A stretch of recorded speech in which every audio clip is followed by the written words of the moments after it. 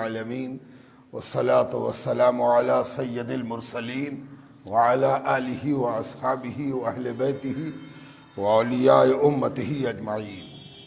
قال اللہ تبارک و تعالی فی القرآن المجید والفرقان الحمید هو الذی بعث فی الامیین رسولا منہم یتلو علیہم آیاتہ ویزکیہم ویعلمہم الکتاب والحکمہ آمنت باللہ ورسولہ وصدق اللہ المولانا العظیم۔ بزرگوں، دوستوں اور عزیزوں، سب سے پہلے تو شکرانہ ادا کرنا چاہیے کہ اللہ تعالیٰ نے یہ عظیم دن ہماری عمر میں، ہمارے آیو میں اضافہ کیا، ایک جمعہ ہمیں اور ملا۔ پتہ نہیں جب جمعے کا اصل مقام اور جمعے کی اصل دولت ہم پر واضح ہوگی تو ہم کتنا کف افسوس ملیں گے کہ ہائے کاش اور جمعہ ملا ہوتا، کاش یہ ساعت اور نصیب ہوئی ہوتی۔ یہ بڑی گراں قدر ساعت ہے، اور یہ ایک ایسی ساعت ہے جس ساعت میں اللہ تبارک و تعالیٰ دونوں معاملہ فرماتا ہے۔ یہ دو معاملہ کیا ہے؟ عام طور پر کسی مجرم کو، کسی قیدی کو، کسی گنہگار کو، کسی قصوروار کو اگر دنیا چاہے تو معاف کر دے، بس یہی بہت بڑی بات ہے کہ معافی دے دی گئی۔ معافی بھی نہ ملتی، معافی دے دی گئی ہے، ایکوٹل ہو گیا ہے، چھوڑ دیا جا رہا، بچ جاؤ، یہی بہت بڑی بات۔ اتنا بڑا انعام ہے چھوڑ دینا کہ اسی میں زندگی بھر رمے رہو کہ ہم کو چھوڑ دیا گیا۔ جسے چھوڑا جاتا ہے اسے انعام نہیں دیا جاتا، اس پر مہربانی نہیں کی جاتی، اس کے اوپر اتنی ہی مہربانی بہت ہے کہ اسے چھوڑ دیا گیا ہے۔ لیکن پروردگار ایسا مولا ہے کہ وہ جمعے کے روز دو مہربانی کرتا ہے۔ ایک مہربانی تو یہ کرتا ہے کہ گزشتہ گناہ بخش دیتا ہے، معاف کر دیتا ہے۔ چلو بھول چوک تم سے ہوئی، تم بھول چوک سویکار کرتے ہوئے، مانتے ہوئے اللہ کے آگے جھکنے آ گئے ہو، اس نیت سے آئے ہو کہ معافی مل جائے، قبولیت ہو جائے، تو سنو، معاف بھی کیا اور بھر کے دامن دیا بھی۔ یعنی آج کے دن تم معافی بھی لے رہے ہو اور اللہ کا انعام بھی لے رہے ہو۔ ہم ایسے مولا، ایسے حاکم اور ایسے پروردگار کے سامنے آئے ہیں جو معاف بھی کر رہا ہے اور بھر دامن دے بھی رہا ہے۔ تو آج معافی پانے کا بھی دن ہے اور نعمت پانے کا بھی دن ہے۔ اسی لیے ایک جمعہ اگر حاصل ہو جائے تو اس پر یقیناً شکر گزار ہونا چاہیے اور جمعے کا اہتمام کرنا چاہیے، جمعے کی قدر کرنی چاہیے، جمعے کا سمان کرنا چاہیے، عزت کرنی چاہیے، اور اس طرح عزت کرنی چاہیے کہ اپنے آپ کو شکر گزار بنانا چاہیے کہ آج جمعہ مل گیا، جمعہ کی ساعت مل گئی۔ ہم اور آپ ہر جمعے کو اپنا ایک سبق تازہ کرتے ہیں تاکہ ایمان پر پڑی ہوئی گرد صاف ہو جائے اور ہمارے عمل کی راہ ہموار اور چمکدار ہو جائے۔ تو آج جمعے کے تسلسل کے ساتھ ہمارا سبق چل رہا ہے کہ ایک چیز اسلام نے ہمیں دی ہے، وہ ہے تلاوت۔ یہ تلاوت کیا چیز ہے؟ اس تلاوت کے معنی اور مفاہیم کیا ہے؟ اس کو سمجھتے ہوئے ہم اور آپ پہلی وحی کی طرف بڑھ گئے ہیں کہ یہ تلاوت منصب رسالت کی پہلی بنیاد ہے۔ جب کسی کو منصب رسالت پر اللہ سبحانہ تعالیٰ فائز فرماتا تو اسے تلاوت کا شرف دیتا، تلاوت سے مشرف فرماتا، اور امت اس کی تلاوت کی سماعت کر لیتی تو امت اجابت ہوتی۔ یعنی جو سرکار دو عالم کو، جو رسول کو رسول مان لیتا تو کیسے مانتا؟ اس کی تلاوت کو مانتا، اس کے اناؤنسمنٹ کو مانتا، اس کے ریسائٹیشن کو مانتا۔ وہ جو اللہ کا حکم سناتا، اس پر سر کو دھرتا تو وہی امت کہلاتا۔ امت ہونے کی بنیاد تلاوت ہے، اور اس تلاوت کو سمجھتے ہوئے ہم ادھر پڑھے کہ حضور صلی اللہ علیہ وسلم نے پہلی تلاوت کب کی؟ تو ہم نے دیکھا کہ غار حرا میں کی۔ پھر ہم نے یہ دیکھا کہ غار حرا کس پہاڑ میں ہے، وہ کیسا ہے پہاڑ. پھر ہم نے یہ دیکھا کہ وہ غار حرا کیسا ہے، اس کی شکل، شباہت، انداز، اطوار، کنہیات، اس کا جغرافیکل فیچر، اس کا فزیکل فیچر، اس کی طبعی حالت کو بھی ہم نے دیکھا. اور ہم یہاں تک پہنچے کہ اس غار میں جہاں سرکار دو عالم عبادت فرماتے تھے، اس میں کعبۃ اللہ کی جانب ایک چھوٹا سا روشن دان، سوراخ سے تھوڑا بڑا ہے، وہ روشن دان جیسا ہے، چھوٹا سا، بہت بڑا بھی نہیں، 6 انچ ڈائیمیٹر، ایک اندازے کے مطابق کچھ کم بیش ہوگا. وہ سوراخ بھی ہے جس سوراخ سے میں نے خود دیکھا کہ کعبۃ اللہ نظر آتا ہے. یعنی اس پہاڑ اور کعبے کے درمیان کوئی دوسری اونچی چیز نہیں ہے. وہ ایک ایسا پہاڑ ہے جو کافی بلند ہے، اور اس کے مقابلے میں کعبۃ اللہ کا محل وقوع کافی نشیب میں ہے، نیچے میں ہے، اور بیچ میں کوئی رکاوٹ اس سے اونچی نہیں ہے جو کعبے کو اس سوراخ سے دیکھنے میں رکاوٹ بنے. ہاں یہ صحیح ہے کہ چونکہ 2 کلومیٹر کے لگ بھگ کی دوری ہے، اس دوری کی وجہ کر کعبۃ اللہ کو ٹھیک طریقے سے لوکیٹ کرنے میں پریشانی کسی کو ہو سکتی ہے. لیکن آج کل جو بڑے بڑے مینارے اس میں بنے ہوئے ہیں، ان میناروں کی وجہ سے اطمینان سے آدمی پہنچا یہ حرم ہے، اور ایک دم صاف، چونکہ سارا حرم سفیدی لیے ہوئے ہے، اور کعبۃ اللہ کا جو غلاف ہے وہ پورے کا پورا سیاہ ہے، اور اس سیاہی کی وجہ سے اس سفیدی میں کعبۃ اللہ کو پہچاننا بہت آسان ہے. اور چونکہ مومن عاشق کعبہ بھی ہوتا ہے، اس لیے عشق اس کا کعبے کو دکھاتا ہے. یاد رکھیے، ایک ویژن وہ ہوتا ہے بصارت، جس سے ہم ساری دنیا کو دیکھتے ہیں، ہے نا، اغل بغل والے کو دیکھتے ہیں، گری پڑی چیز کو دیکھتے ہیں. اور ایک بصارت وہ ہوتی ہے جس میں ہم اس چیز کو دیکھتے ہیں جس کی طلب بھی رکھتے ہیں، دونوں کے دیکھنے میں بڑا فرق ہے. آپ جب کسی آدمی کو دیکھتے ہو تو ان میں 2 طرح کے لوگ ہوتے ہیں، ایک وہ جنہیں آپ پہچانتے ہو، دوسرے وہ جنہیں آپ نہیں پہچانتے ہو. تو جنہیں آپ نہیں پہچانتے ہو اس پر نظر پڑی نہ پڑی دونوں برابر، لیکن جسے آپ پہچانتے ہو اس پر نظر پڑتے ہی آپ کے دماغ، شعور اور دل میں ایک پہچان پیدا ہوتی ہے. ان کو تو ہم جانتے ہیں، یہ تو آپ جان گئے، یہ تو نارمل بات ہے. اب ذرا سا ایکسٹرا آرڈینری نارمل کی طرف بڑھیے. آپ کسی آدمی کی تلاش میں ہو، آپ کو وہ آدمی بہت دن سے دکھائی نہیں دے رہا ہو، آپ چاہتے ہو کہ اس سے ملاقات ہو جائے، اس کے لیے آپ کے دل میں ملنے کا ایک جذبہ ہو. اور ذرا سوچئے تو کہ کبھی اس پر آپ کی نظر پڑ جائے تو آپ کے نظر سے آپ کے دل کا کیا حال ہوگا، اور آپ کیسے اس کو دیکھیے گا، اور دیکھنے کے لیے کتنے پاور کا بلب آپ کی آنکھوں میں جل جائے گا، اور کتنی سوزش اور گرمی آپ کے دل میں پیدا ہوگی، اور کیسی تمنا آپ کی بر آئی ہے، خواہش آپ کی پوری ہو گئی ہے، کیا حال آپ کا ہوگا. یاد رکھیے، جب کسی چیز کو آدمی دیکھتا ہے اور محبت کے ساتھ دیکھتا ہے تو ویژن کئی گنا، بصارت، دیکھنے کی چھمتا کئی گنا بڑھ جاتی ہے، اور اس سے عجیب کیفیت پیدا ہوتی ہے. چنانچہ کعبۃ اللہ کو جب آپ دیکھیں گے تو میں نے گزشتہ جمعے کو ذرا ہلکا بتا دیا تھا، ذرا اور واضح کر دیں کہ اللہ تبارک و تعالیٰ نے کعبے کو ایسی جگہ بنوایا،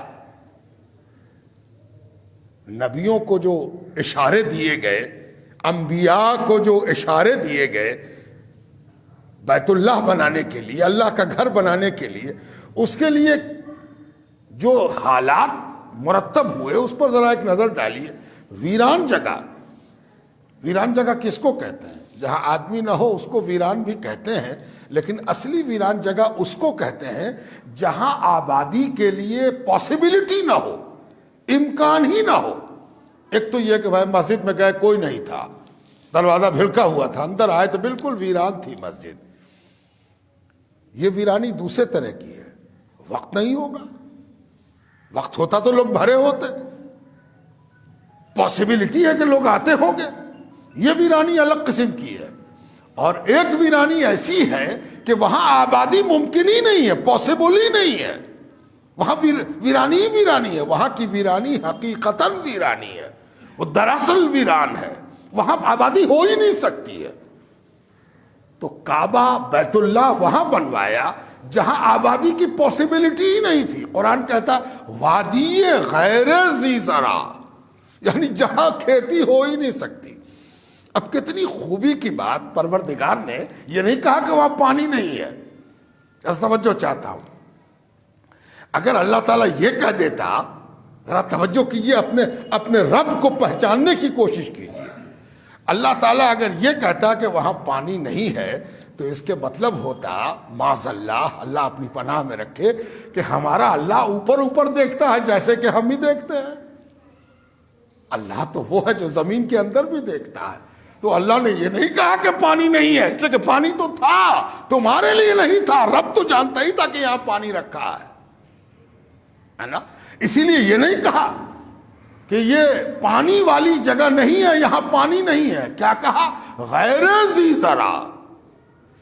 انسان پانی کے نتیجے میں جو ہریالی اگا لیتا ہے, اور ہوا, فضا, واتاورن اور ایٹماسفیئر, ہریالی کے جن وجوہات کی بنا پر ہریالی پیدا کر لیتی ہے, وہ بظاہر کعبے میں کہیں نہیں تھی.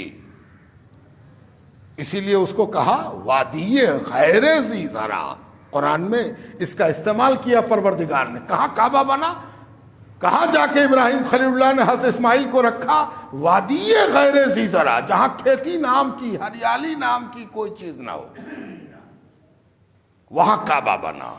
اب ذرا توجہ کیجئے گا کہ جہاں کعبہ بنا وہ وادی غیر ذی زرع تھی. اور ایک چیز اور یاد رہے کہ کعبہ جہاں پر بنا وہ پورے مکے کا سب سے نچلا علاقہ ہے, ایک دم نچلا, نشیبی. اسی لیے کبھی کبھی آپ سنتے ہوں گے کہ فلاں سن میں کعبے میں باڑھ آئی تھی, مکے میں باڑھ آئی تھی. اب ذرا سوچئے تو کہ ایک آدمی مکے کے بارے میں کچھ جانکاری رکھتا ہے تو وہ کہے گا آپ کیا بول رہے ہو, باڑھ آئی تھی, وہاں تو سنا کہ پانی ہے ہی نہیں ہے, تو باڑھ کہاں سے آ گئی؟ ہم لوگ تو گنگا کے میدان میں رہتے ہیں, ہم لوگ ہندوستان میں رہتے ہیں, تو باڑھ کی وجہ تو ندی ہوتی ہے. گنگا ندی ہے, یمنا ندی ہے, کوسی ندی ہے, برہم پترا ہے, باڑھ تو اس سے آتی ہے.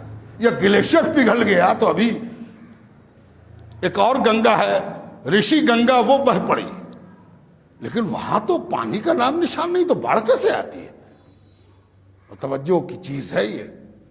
جانتے ہیں باڑھ کیسے آتی ہے؟ اگر کبھی, ایک تو بارش ہوتی نہیں, کم بارش ہوتی ہے, کم بارش کا علاقہ وہ چھٹ پٹ ہو گئی. لیکن اگر کبھی مرضی مولا سے کبھی بارش ہو گئی مکے میں, اور بارش ٹوٹ کے ہوئی, موسلا دھار بارش ہوئی, تو جانتے ہیں کیا ہوتا ہے؟ چاروں طرف سے پانی بہہ کے کعبے کے پاس پہنچ جاتا ہے. اس لیے کہ کعبہ سب سے نچلے نشیب علاقے میں, ایک دم گرد والا جو علاقہ ہے, نیچا والا علاقہ, وہاں پانی پہنچ جاتا ہے. اور جب چاروں طرف سے پانی پہنچے گا تو ظاہر ہے کہ پانی کی مقدار اتنی ہو جائے گی کہ وہ کعبے کے لیے باڑھ کی حیثیت رکھے گی. اور باڑھ آتی ہے کبھی کبھی, سینکڑوں برس میں کبھی باڑھ آ گئے, ہے نا. اچھا, اب ایک اور خاص بات سنیے کہ اتنے نشیب میں بنانے والے مکان کو یقیناً آپ کی توجہ رہتی ہے باتوں پر. اللہ کے گھر کی شان دیکھ رہے ہیں آپ, ہے نا. لفظوں میں بیان کرنے کی کوشش کر رہا ہوں کہ ہم جس بیت اللہ کی طرف منہ کرتے ہیں, جو میرا قبلہ ہے, جو میری پہچان ہے, ہم کسی کو کیسے پہچانیں گے کہ یہ بھی اپنا ہے؟ تو اس کے لیے سب سے پہلی پہچان کیا ہے کہ وہ بھی قبلے کی طرف منہ کرتا ہوگا, قبلے کی طرف عزت کرتا ہوگا, ہے نا. یاد رکھیے ہم سب ایک دوسرے سے قبلے کی بنیاد پر جڑے ہوئے ہیں. گونگے آدمی کو کلمہ پڑھوا کے کیسے سنیے گا؟ تب کیسے سنیے, کیسے پہچانیں گے کہ وہ بھی قبلے کی تلاش میں ہوگا. ہم بھی قبلے کے دیوانے, وہ بھی قبلے کا دیوانہ. ہم بھی قبلے کی طرف منہ کرنے والے، وہ بھی قبلے کی طرف منہ کرنے والا، وہ بھی قبلے کی طرف تھوکنے سے پرہیز کرنے والا۔ آدمی کو جب تھوک آوے تو کوشش کرے کہ دھیان دے کہ قبلے کی طرف تو نہیں تھوک رہے ہیں، اور جب تھوکنے میں قبلے کا خیال رکھے گا تب تو پھر استنجے کا تو سوال ہی نہیں اٹھتا۔ مسلمان کون ہے؟ مسلمان وہ ہے جو اپنے قبلے کی طرف استنجا نہیں کرتا ہے، ادھر منہ کر کے بیٹھتا نہیں ہے استنجے کے لیے۔ اور سنیے، منہ تو منہ، پیٹھ بھی نہیں کرتا۔ منہ تو منہ ہے کہ منہ کر لیا بھائی، نہیں، پیٹھ بھی نہیں کرے گا قبلے کی طرف۔ یہ سب اسلامی شناخت ہے جو ہماری بھی ہے، آپ کی بھی ہے۔ ایسا قبلہ، اس کے بارے میں بات ہو رہی ہے۔ سب سے نشیب میں بنوایا اللہ نے اپنا گھر، اور اس کا نام کیا رکھا؟ کعبہ۔ اور کعبہ جانتے ہیں کس کو کہتے ہیں؟ کعبے کے معنی ہی ہوتے ہیں اونچا گھر، بلند گھر، ہے نا؟ کیا تیری شان ہے پروردگار، پہاڑ کی چوٹی وہ بنوا دیا ہوتا، پہاڑ کی چوٹی وہ بنوا دیا ہوتا، تیرے لیے کون مشکل ہے؟ بن گیا ہوتا پہاڑ کی چوٹی پر۔ اور اس کو لوگ کہتے ہیں کہ کعبہ ہے، تو دنیا کہتی ارے یہ تو اتنی اونچائی پر ہے کہ اس کو اونچا گھر کہے کو کہتی، اونچا تو پہاڑ ہی ہے، پہاڑ کے اوپر گھر ہے۔ نہیں، سب سے نیچے بنے گا، اس کا نام کیا ہوگا؟ کعبہ، اونچا گھر، بلند گھر، اعلیٰ گھر۔ کعب کے معنی ہی ہوتے اونچا، ہے نا جناب؟ تو اس کعبے کو جب آپ غار حرا کے اس روشن دان سے دیکھتے ہیں تو میں نے عرض کیا تھا کہ ایک گہری تشتری میں رکھا ہوا کعبہ نظر آتا، عجیب منظر، سبحان اللہ۔ بالکل ایسا لگتا ہے جیسے دل کی گہرائی میں کعبہ رکھ دیا گیا ہو، اور مومن گویا اپنے دل کو دیکھ رہا ہو کہ یہ گہری تشتری میرا دل ہے اور دل میں کعبہ ہے نا؟ میں نے ایسے ہی لفاظی نہیں کی، حدیث کے الفاظ سنیے۔ حدیث میں دل، جس کے لیے عربی میں لفظ آیا قلب، اس کے لیے ایک ڈیفینیشن آیا ہے، پریبھاشا آئی کہ اللہ کے رسول صلی اللہ علیہ وسلم کیا فرماتے ہیں؟ القلب بیت الرحمن۔ ایک تو وہ گھر ہے، چلے جا رہے ہیں کعبہ، ایک وہ گھر ہے، چلے جا رہے ہیں مسجد، محلے کی مسجد، جامع مسجد، ہے نا؟ یہ سب کیا ہے؟ یہ اللہ کا گھر ہے۔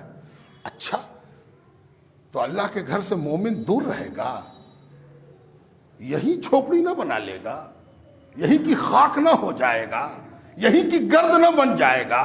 ہم بندے ہیں اللہ کے اور اللہ کا گھر چھوڑ کے کہیں جائیں گے؟ یہ کیسے ہو سکتا ہے؟ تب تو دعوی محبت جھوٹی ہے نا؟ کہاں اللہ کا گھر اور کہاں ہم، اور کہتے ہیں کہ ہم اللہ والے ہیں، اللہ سے لو لگائے ہیں اور اللہ کے بندے ہیں، سب تو غلط ہو جاتا۔ تو پروردگار نے کہا ان علامتوں تک تو تم جاتے ہو، لیکن سنو، جانے کا حق اسی کو ہے کہ جس کا دل، جس کا گھر، جس کے دل کے اندر اللہ کا گھر بن جائے۔ دل کیا ہے؟ بیت الرحمن ہے، رحمان کا گھر ہے۔ اسی لیے غوث پاک نے ایک جگہ سیدنا شیخ عبد القادر جیلانی، اللہ ان پر رحمتیں برسائے، رضائے الہی ان پر برسے اور ان کے صدقے میں ہم پر برسے، کہ سرکار غوث پاک فرماتے ہیں اپنے دل کے دروازے پر، اپنے دل کے دروازے پر اللہ کا دربان بن کے بیٹھ جاؤ۔ جیسے گھر والے کا، جو گھر والا ہے وہ کیا کرتا ہے؟ وہ کہتا ہے دربان بحال کرو۔ بڑے آدمی کا گھر ہے، کوئی ٹریس پاسر، کوئی بلا اجازت، کوئی بنا ادھیکار، کوئی بنا آگیا پراپت کیے اندر نہ گھسے، خبردار، باہرو۔ دربان ہے، یہ بڑا مکان ہے، بڑے آدمی کا مکان ہے، دنیا کا دستور ہے۔ تو دنیا جس کو اللہ بڑا بناوے وہ دربان رکھے۔ سن، اگر تجھ کو پتہ چل گیا ہے کہ تیرا دل اللہ کا گھر ہے تو تو خود اس کا دربان بن جا کہ اندر کچھ نہ جائے سوائے اس کے کہ جو اللہ کو پسند ہو وہی اندر جائے، ہے نا؟ القلب بیت الرحمن، دل اللہ کا گھر ہے نا؟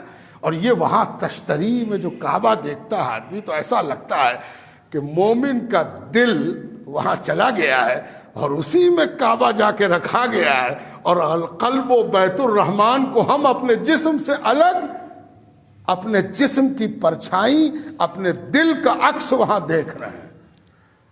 شاید اللہ بہتر جانتا ہے، حضور صلی اللہ علیہ وسلم نے پتہ نہیں کتنے پہاڑ، چاروں طرف پہاڑ ہی پہاڑ ہے کعبے میں، مکے میں چاروں طرف پہاڑ، آپ نظر ڈالیے گا، اب تو اونچی اونچی بلڈنگ بن گئی ہے تو اس کے جغرافیائی صورتحال کو دیکھنے کے لیے آدمی ذرا مجبور سا ہو گیا ہے، لیکن ذرا سا آپ باہر نکلیے یا جدہ سے آتے ہوئے راستے میں جب آپ دیکھیے گا تو آپ کو محسوس ہوگا کہ وہ پہاڑی اور پٹھاری علاقہ ہے، پہاڑی پہاڑ ہے، سارے پہاڑ کو چھوڑ کے سرکار دو عالم نے اس پہاڑ کا انتخاب کیوں کیا؟ بہت سا غار ہے، بہت سا کھو ہے، کئی کھو ہے، مکے کی تاریخ میں ملتا ہے کہ کئی جگہ پر ایسا غار ہے، کھو ہے، خود جہاں سرکار دو عالم ہجرت میں گئے تھے ایک غار میں رکے تھے، وہ بھی تو ایک غار تھا، لیکن اس غار کا انتخاب کیوں کیا اور اس انتخاب پر اللہ کی مہر کیوں لگی؟ اس کی وجہ یہی تھی کہ اس غار میں جب کبھی ہجر، دوری، ویوگ، تڑپ، کسک، عشق، محبت، جذبہ تنگ کرتا ہوگا تو حضور صلی اللہ علیہ وسلم شاید کہ کھڑے ہو جاتے ہوں گے اور یک لخت کعبے کو دیکھتے ہوں گے، اور اس کعبے کو دیکھنا ان کے اوپر عجیب مہربانی اور شفقت اور عشق اور محبت کا معاملہ ہوتا ہوگا۔ جب ہم دیکھ کے اتنا جذبے سے بھر جاتے ہیں تو وہ جس کے لیے کعبہ بنا ہے اور دنیا بنے ہے اس کا کیا عالم ہوگا، جس کے لیے دنیا بنائی گئی ہے، اور جو کعبے کو اس رنگ سے دیکھتا ہے کہ ایک دن اس کو قبلہ بننا ہے، اور جس کو کعبہ اس رنگ سے دیکھنا ہے کہ اے محمد رسول اللہ تیری ہی وجہ سے مجھ کو قبلہ بننا ہے نا۔ بزرگوں، دوستوں اور عزیزوں، یہ ہے غار حرا۔ اب ذرا غار حرا میں جو کچھ ہوا سن تو لیا ہم نے، اب ذرا اس کا بھی انالائسس کریں، ذرا سمجھنے کی کوشش کریں کہ پہلی وحی کا کیا کیا رنگ اور طرز ہے۔ اب ایک چیز آپ نے سنی، یاد بھی ہوگی آپ کو، کہ حضور صلی اللہ علیہ وسلم کو جب پہلی بار جبرائیل نے کہا اقرا اقرا، دہرانا چاہیے تاکہ خوب بولنا آ جائے، اس نیت سے بھی دہرانا چاہیے کہ جبرائیل نے حضور صلی اللہ علیہ وسلم کو پڑھایا تھا، ذرا ہم بھی دہرا کے دیکھیں، جھٹکا ہے آخری میں، اقرا اقرا، پڑھیے، پڑھا جائے، پڑھیے، اقرا، پڑھیے، ہے نا۔ تو حضور صلی اللہ علیہ وسلم نے فرمایا تھا ما انا بقاری، اس کا مفہوم یہ تھا کہ میں پڑھا لکھا نہیں ہوں، میں پڑھا ہوا نہیں ہوں، میں کیا پڑھوں، میں کیسے پڑھوں، یہ سب مانا تھا۔ ہو سکتا ہے آپ کے دماغ میں یہ بات آئی ہو کہ حضور صلی اللہ علیہ وسلم نے ایسا کیوں کہا، ہے نا۔ تو ذرا اس شک کو بھی اور اس خیال کو بھی تھوڑا سا دھو دھا دیتے ہیں، پوچھ دیتے ہیں، تاکہ بات آگے بڑھنے سے پہلے بات سمجھ میں آ جائے۔ یاد رکھیے، جب کوئی کسی چیز کا، جب کوئی کسی منصب کا، جب کوئی کسی عہدے کا، جب کوئی کسی انعام کا حقدار ہوتا ہے تو اس میں اس عہدے کے لیے حرص اور لالچ نہیں ہوتی۔ خوب گرہ گانٹھ باندھ کے رکھیے گا، اس لیے کہ ہمارا اور آپ کا یہ سبق ہے، ہم کو سمجھنا ہے، ہم اللہ تعالیٰ کی باتوں کو سمجھنے کی کوشش کرتے ہیں، اس سے ایمان میں تجلی پیدا ہوتی۔ جب کوئی کسی عہدے کے لیے ڈیزرو کرتا ہے، وہ لائق ہوتا ہے، وہ اصلی حقدار ہوتا ہے، تو اس کے اندر لالچ، حرص نہیں پائی جاتی ہے، بلکہ انکسار پایا جاتا ہے، وہ عاجزی کرتا ہے کہ ہم کہاں اس لائق ہیں، ہم کہاں، ہم سے کہاں یہ ہوگا، ہم کیسے یہ کام کر سکتے ہیں، ہم بھلا ایسے کیسے کریں گے۔ آپ کہیے گا ایسا کیسے کہہ رہے ہیں؟ ہاں، ایک دو مثال بھی سنیے، اور جب مثال نبی کی دی جا رہی ہو تو مثال میں بھی نبی ہی لانا ہوگا، غیر نبی کی مثال نبی کے معاملے میں دی جائے تو مناسب نہیں ہے، بھونڈی ہے، صحیح نہیں ہے نا۔ معاملہ نبی کا ہے تو اس شان کو سمجھنے کے لیے کسی نبی کی ہی مثال اور ادھارن لینا ہوگا۔ جانتے ہیں کیا ہوا؟ جب موسیٰ علیہ السلام پر پہلی وحی ہوئی، آپ کو یاد ہوگا کہ موسیٰ علیہ السلام کیسے وحی ہوئی، وہ بھی آپ کو ایک جھٹکے میں ہلکی سی بات سنا کے آگے بڑھ جائیں. مقصد تو میرا وہ نہیں ہے، مثال دینا مقصد کہ حضرت موسیٰ علیہ السلام اپنی اہلیہ کے ساتھ سفر میں ہیں، اہل و عیال کے ساتھ، بیوی ہیں اور لوگ ہیں ساتھ میں، اور جا رہے ہیں، کسی سفر پر جا رہے ہیں. اس سفر میں جاتے ہوئے ان کی اہلیہ تو درد ہوا، درد ذہ ہوا، حاملہ تھی، حمل سے تھی، ولادت ہونے والی تھی، درد محسوس ہونے لگا. ٹھنڈک بھی تھی، شام ہو رہی تھی، رات ہو رہی تھی، اور اس ٹھنڈک میں حضرت موسیٰ علیہ السلام کو یہ دقت واقع ہوئی کہ اب کیا کریں؟ ویران جگہ، آدم نہ آدم زاد، اور پہاڑ اور راستہ، پہاڑی راستہ، اب کیا کریں؟ اب تو درد ذہن محسوس ہو رہا ہے، اب ان کے لیے ہم کیا کر سکتے ہیں؟ تو حضرت موسیٰ علیہ السلام نے اہلیہ کو اور لوگوں کو بٹھایا اور کہا بیٹھو، ذرا ہم آگ تلاش کرتے ہیں، ذرا ہم گرمی کا کوئی سامان تلاش کرتے ہیں تاکہ تم کو کچھ راحت پہنچائی جا سکے، کچھ پانی گرم کریں، کچھ جو بھی ممکن ہو کریں. آگ تلاش کرنے موسیٰ علیہ السلام نکلے، ہے نا؟ اور نکلے تو تھوڑا ہی سا اوپر چڑھے تھے پہاڑ کے طرف کہ یک بیک ان کو ایک ہرے درخت سے، بالکل ہرا، کچوک ہرا، اوپر سے نیچے تک ہرا، ہے نا؟ ذرا اچنبھے والی بات ہے. جیسے کعبے کا بننا اچنبھا، ویسے ہی اللہ کی وہ خاص باتیں جو کسی خاص سے متعلق ہوتی ہیں، اس میں بھی کچھ خاص بات ہوتی ہے. ایک دم ہرا درخت، اوپر سے نیچے تک ہرا ہرا ہرا، پورا اوپر سے نیچے تک، ہیڈ ٹو فوٹ گرین، ایک دم گرین، اور اس گرین میں سے شعلہ نکل رہا آگ کا، آگ، لال لال آگ. اب تو حضرت موسیٰ غور سے دیکھ رہے ہیں کہ اس ہریالی میں سے آگ، آج تک تو ایسا نہیں سنا تھا کہ ہریالی، ہری چیز جل جائے اور اتنی جلے کہ اس میں سے آگ کے شعلے لپٹے لال لال نکلے، ہے نا؟ اس میں تفصیل میں نہیں جاؤں، میں صرف آپ کو ایک جھلک، ایک تجلی، اس تجلی کی تجلی ہم لوگ دیکھتے ہوئے آگے بڑھ جائیں. اور آپ جانتے ہیں کہ جب ادھر آگے بڑھے تو آواز آئی انی انا اللہ. کدھر موسیٰ؟ کس کو کھوج رہے ہو؟ کون ضرورت پوری کرے گا؟ کون کام آئے گا؟ کون حاجت پوری کرے گا؟ کون ہے جو تم سے واقف ہو کہ تم کو کیا چاہیے؟ انی انا اللہ، ادھر آؤ، ہم ہیں وہ جس کی تم تلاش میں ابدیت میں رہتے ہو، جس کی بندگی کرتے ہو، ادھر دیکھو. حضرت موسیٰ علیہ السلام جس اونچائی پر پہنچے تھے، دنگ و محو حیرت، اور تب اللہ تبارک و تعالیٰ کی پہلی وحی ہوئی. جب پہلی وحی ہوئی تو جو منصب دیا گیا، جو عہدہ دیا گیا، جو ذمہ داری دی گئی، جو جواب دہی دی گئی، جو اتردائتو سونپا گیا، اس پر حضرت موسیٰ نے کیا کہا؟ لائی لائی لائی، لیجیے لیجیے، لائی لائی، میرا ہی تو حق ہے. نہیں، جانتے ہیں کیا کہا؟ رب اشرح لی صدری. اللہ پاک، اتنی بڑی ذمہ داری، تو اس ذمہ داری کو پورا کرنے کے لیے میرے دل کو کشادہ کر دے، ہے نا؟ کوئی بات اگر آپ سے کہی جاتی ہے دنیا کی زندگی میں بھی، کوئی بات کہے اٹھا کے لاؤ تو وہ ہم سے اٹھے گا، ارے باپ، بہت بھاری چیز ہے. کبھی تو بہانہ بنانے کے لیے لوگ آدمی کہہ دیتا، اور کبھی یہ کہتا ہے سچ مچ اس کو اٹھانا ہے، یہ اٹھ سکے گا، ہے نا؟ اللہ نے نبی سے کہا جاؤ. کہاں جاؤ؟ کہاں جاؤ؟ فرعون کے پاس جاؤ. انہو طغی، سرکش ہو گیا ہے، سر چڑھ گیا ہے، بڑی بات بولتا ہے، دعوی خدائی کرتا ہے، خدا بن گیا، جھوٹا خدا. اے موسیٰ، جاؤ موسیٰ کے پاس، موسیٰ جاؤ فرعون کے پاس، اور فرعون کے پاس جا کے اس کو ہوش کا ناخن دلاؤ کہ وہ ادنا بندہ ہے، خدا نہیں ہے. اے موسیٰ، جانا ہے فرعون کے پاس، جا کے اس کو ہوش کا ناخن لانا ہے.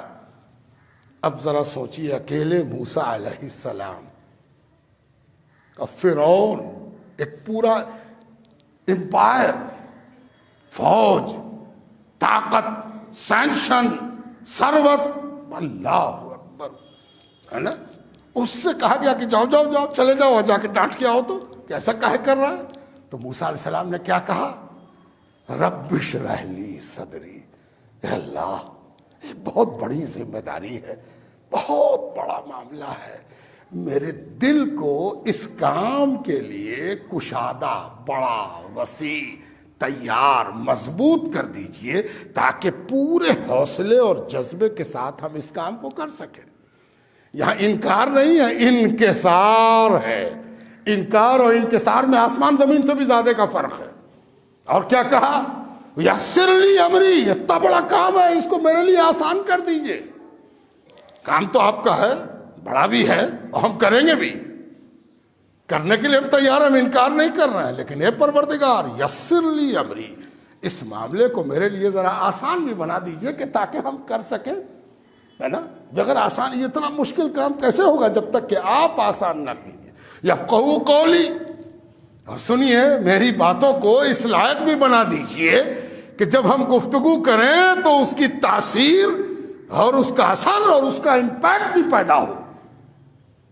اور وَاحْلُلْ عُقْدَةً مِّن لِّسَانِي، ممکن ہے کہ جب ہم پورے امپائر کے سامنے، امپیرر کے سامنے کھڑے ہو کے بولیں تو عجب نہیں کہ میری زبان لڑکھڑا جائے، بولنے کو کچھ بول دیں کچھ، یا بولنے کا جو تیور ہونا چاہیے، بولنے کا جو انداز ہونا چاہیے کہ دنیا کا بنا ہوا جھوٹا خدا اس کے سامنے اصلی اور حقیقی خدا کا نائب جب بولے تو بولنے کا جو انداز ہونا چاہیے اس طرح بول سکے، تو کیا کیجئے؟ وَاحْلُلْ عُقْدَةً مِّن لِّسَانِي، میری زبان میں جو گرہ ہے اس گرہ کو کھول دیجئے نا، تاکہ زبان پوری فصاحت کے ساتھ بات کرے، تاکہ اس کو بھی انداز ہو جائے کہ وہ جھوٹا ہے اور اصلی خدا کا بندہ اس کے سامنے کھڑا ہے نا؟ آئندہ جمعے کو ہم اور آپ دیکھیں گے کہ آگے کیا ہوا اور موسیٰ علیہ السلام نے کیسے ایسا کہا، اور پھر حضور صلی اللہ علیہ وسلم کہ ما انا بقارئین کہنے کا کیا مفہوم اور مطلب ہے، کیا کیا معنی ہے، انشاءاللہ المولا تعالی۔